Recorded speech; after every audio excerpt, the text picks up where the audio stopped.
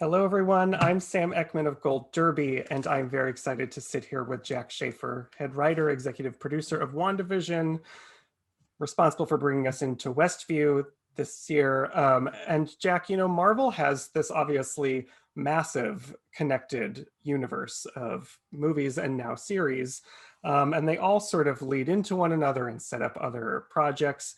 And so, what are kind of the challenges of inheriting these characters and stories and having to continue them on? I mean, I see it as a gift. The inheritance piece of it, especially on this show with Paul and Lizzie and the work that they have established in the MCU and the sort of like tenderness and like earnestness and authenticity with which they've imbued these characters and lived and walked in their skin. So in that way, it's kind of a thrill to like take the baton and keep running with it. I never anticipated that I'd be doing this kind of work, but there's something that really like clicks with me, that it's so sprawling that it gives you some boundaries, because a lot of my ideas are pretty like they get a little sort of heady, and so it affords boundaries. But then because it's so sprawling and so big, especially on WandaVision, I was able to sort of like carve out my corner of the sandbox. So the way that I work, it turned out to be like a really great balance of the right kind of restrictions and then an enormous amount of like freedom inside my little pocket. Yeah. Well, we should talk about your ideas too, because the show includes a lot. Like it's a superhero show, part superhero story, part sitcom, part exploration of grief. So where did this overall concept, it's kind of, I think, Marvel's most daring and out there concept so far. Where did it originate from? So the original idea of WandaVision, the history of sitcoms as an exploration of grief, that was Kevin Feige's idea. He is a true lover of television and classic TV. Like he's a Nick at Night kind of viewer. So it was born of his personal fandom, and I like it's the roots of it are kind of weirdly clear in the comics, because there are so many comics where Wanda and Vision are in sort of suburban domestic spheres, trying to pass, trying to sort of carve out, like eke out some sort of normal, like lovely, recognizably Western, like American nuclear family.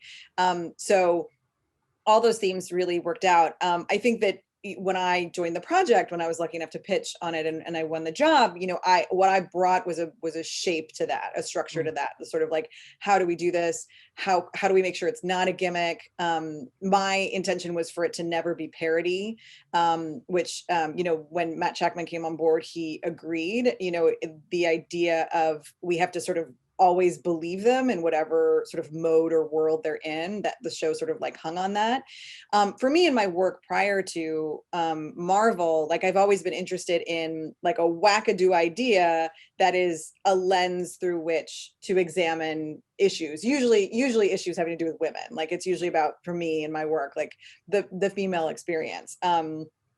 So it was just another way to do that, this woman's grief through this like bizarro sitcom lens. And when you are incorporating so much like that, you have the grief angle through sitcom. It also flashes out of that world to the real world, and the investigation that's happening out in the real world. How do you go about finding a balance in terms of setting the correct tone for the series? Because it seems like, to my view anyway, it could have easily kind of gone off the rails. Yeah, I do think we, and when I say we, the writers room, my incredible writers room, it required a measure of discipline. Because the ideas were coming fast and furious, and they're all incredibly imaginative, intellectual, incredibly clever people. And so we had a lot of sort of ideas that sort of flew off into outer space. And we had to have a lot of sort of wrangling to have it all make sense. The shape was always like from the, before the writer's room was assembled, like my interest was that the shape would be the first 3 episodes would feel like whole sitcoms. And then we would break it open. And then there would be a bottle episode that was a download of like, how did we get here? But not from Wanda's perspective, so that we would, hold back on that sort of like big reveal of like all of Wanda's source stuff. And then it would become a 2-hander. So I knew sort of essentially like the act 2 of the show was going to be a 2-hander between these 2 worlds, the sitcom world and the pop-up base world.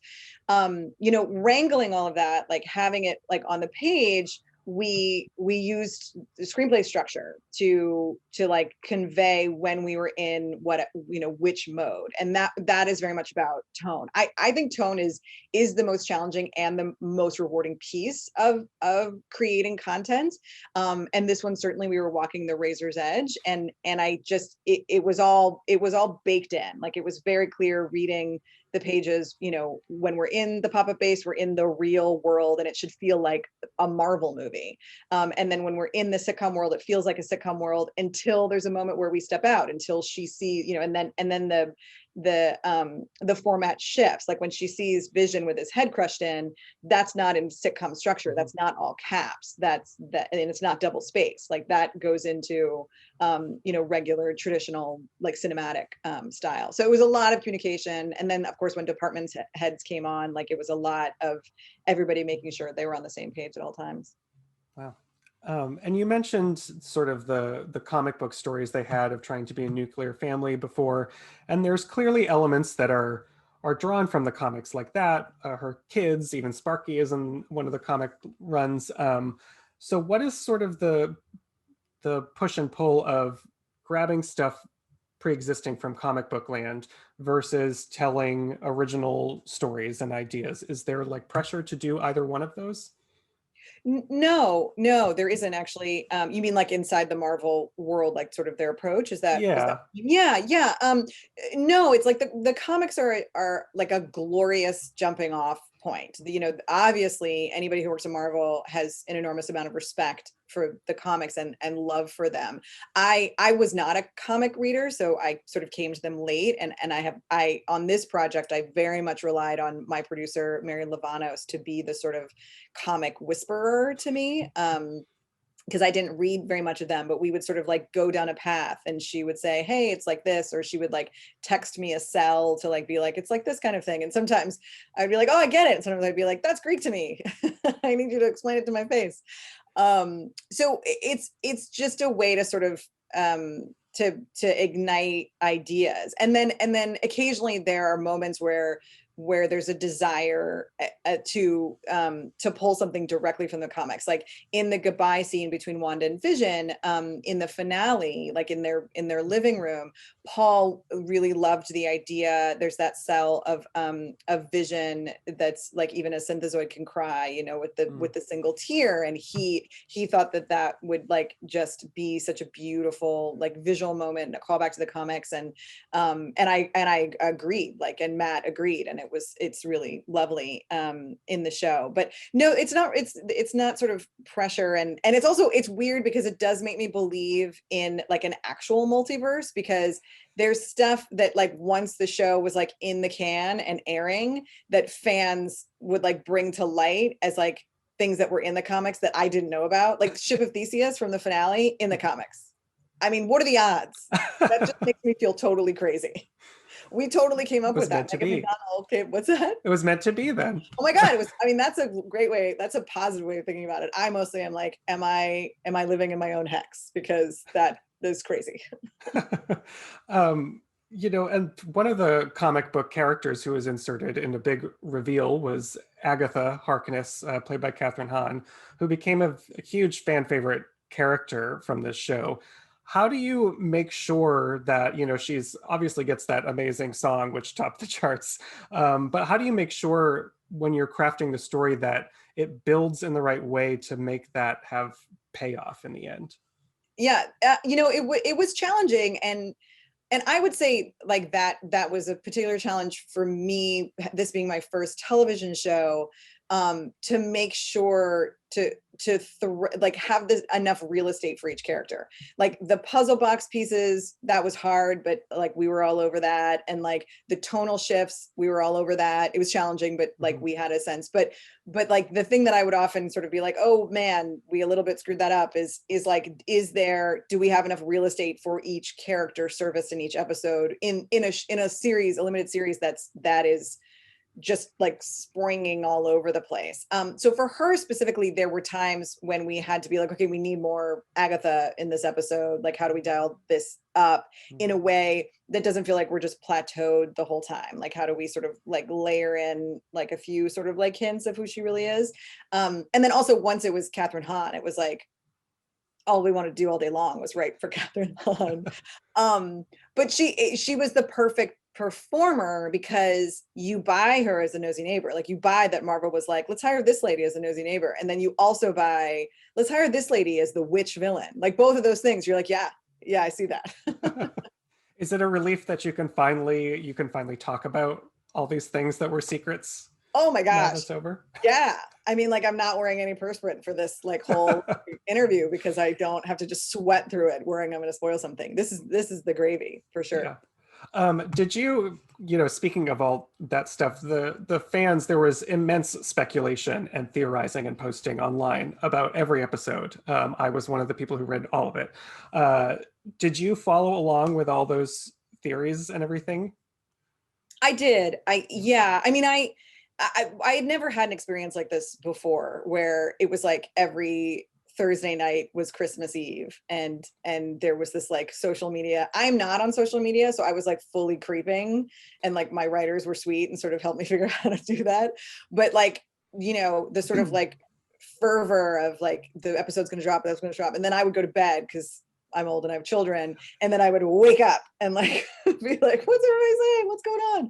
Which like is not my normal speed, but it did feel specific to this show. Like the Marvel fan base is unlike any other fan base. Their commitment and their joy is unparalleled. And the cosplay and like the WandaVision makeup, the WandaVision drag brunch, which I only just heard about, the trap remixes, like that was all the stuff that I really loved. The sort of fan theorizing was a little intimidating because you don't ever want to let anybody down. But I did, I always had faith in the show emotionally. I knew that like people were going down there like Mephisto, rabbit holes, but I was like, just you wait when you see these two kids say goodbye. I know a lot of people, I did go down a Mephisto rabbit hole, I will admit to you. But we talked about before sort of taking from the comics versus original ideas. And one of the alterations that I loved that this show made was that the Scarlet Witch, her Wanda's superhero name in the comics, is not just a name. It sort of is now re-envisioned as, well, I guess we don't know the full details behind it, but this mystical title that she holds. Where did the concept for that come from? Well, it was one of the sort of directives for the series was, with this kind of thing, there are a lot of masters to serve in terms of like what you're trying to accomplish. And there's things that sort of go in the like making a great TV show bucket and things that go in the like Marvel bucket, which often are the same thing, which is great. But this was definitely like in the Marvel bucket of, we want to drill down on the Scarlet Witch, and at Marvel there Kevin Feige is very shrewd and often will sort of like hold back on certain things, sometimes with intention and sometimes just sort of like have a thing that later on can be explored. And so she had never been referred to as the Scarlet Witch, and so it was we were all a little nervous because we set it up like on the page that Agatha was like, you're the Scarlet Witch, at the end of the penultimate episode. And we're all like, dun, dun, dun. And even Matt was like, people know she's the Scarlet Witch. Is this gonna like super fall flat? But, luckily people embraced it. And it's this sort of becoming, Scarlet, like Wanda becoming in all of these ways. Like she steps into herself, she steps into her grief, she gets a new fancy outfit, and that's like, my approach to the superhero space is wanting the the human story to like be like walking hand in hand with the superhero story. And so it just, I feel I got really lucky with that mission feeling so right with what we were doing, you know, with the humans on screen. Yeah. I appreciated that about the series, that she's not infallible and not perfect, especially in her grief. You know, she's kind of in a little bit of a moral gray area. She does kind of like keep a whole town hostage. And she has to confront all that in the finale. Why was it important to have that aspect there? Well, in general, you know, anytime yeah, I write for women a lot. I write for everybody, but like one of my sort of missions is to write complicated women, you know, and to write fully dimensional characters. And I love that she's so flawed. I mean, she's an incredibly reactive person. She carries an enormous amount of anger. And that sort of flashes out of her, and she doesn't always think through her actions. She like, there are times where she's just like walking id. And I find that fascinating as a writer and as a person. That's not really my lane at all. I mean, I can get angry, but like I don't sort of have that, like it's always there, that sort of piece of her. And yeah, and Kevin and Marvel encouraged us to you know, dig into her flaws and like the moral gray area of what she's doing. I mean, this is the studio that brought us Killmonger, who is, in my opinion, one of the best villains ever created, in that he is so deeply empathetic. And such a real person.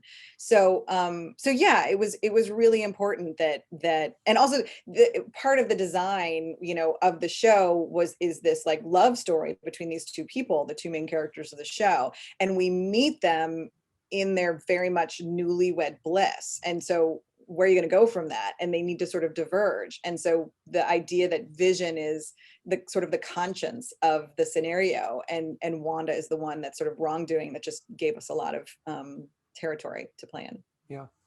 Well, I know you're also working on Black Widow, which is finally coming out soon. But in terms of thinking about what comes next for you, this show just seems to have had such variety and complexity and a challenge to it. Do you have ideas on what you want to tackle next? Like, do you think you could find that type of variety in a feature film, or would you want to go to another series? Yeah, I mean, I'm thank you for asking. I'm figuring it out. I'm open to all things, and I'm exploring all things. I did very much fall in love with the process of making a television show on this, primarily because the working with the writers in a writer's room was such a satisfying experience. And they specifically are wonderful, talented people. So you know, writing has always been kind of a solitary, lonely, painful endeavor, and it's still painful, but it's less lonely in television. So so I very much hope there's more TV in my future. Well, I think all the fans do as well. So thank you, everyone who's out there watching. Make sure you subscribe to Gold Derby and keep up to date with us throughout the Emmy season. And Jac, thank you so much for discussing WandaVision with me. Thank you. It's my pleasure.